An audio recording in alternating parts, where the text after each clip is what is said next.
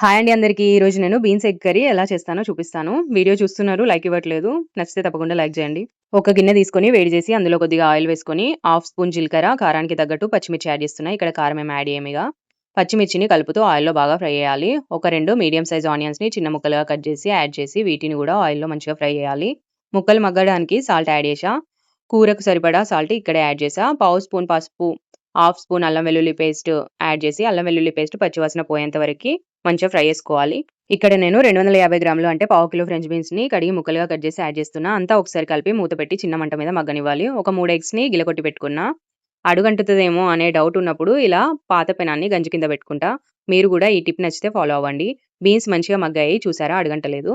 మధ్యలో ఒక హోల్ చేసుకొని కొంచెం ఆయిల్ వేసి ఎగ్ గిలగొట్టి పెట్టుకున్నాం కదా, అది ఇందులో యాడ్ చేయాలి.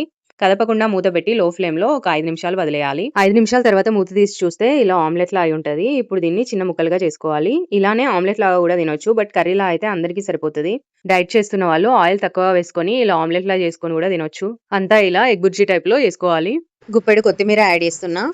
ఈ మోదుగాకులు నిన్న వాకింగ్‌కెళ్ళినప్పుడు తెచ్చుకున్న వంటల్లో వాడుకోవచ్చు గదా అని జెప్పి. ఈ కర్రీ అన్నంలో కంటే చపాతీలోకి చాలా బావుంటది. పచ్చిమిర్చి, కొత్తిమీర కాంబినేషన్‌లో కారం, ధనియాల పొడి వేయకుండా ఏ కర్రీ చేసినా చాలా టేస్టీగా ఉంటది.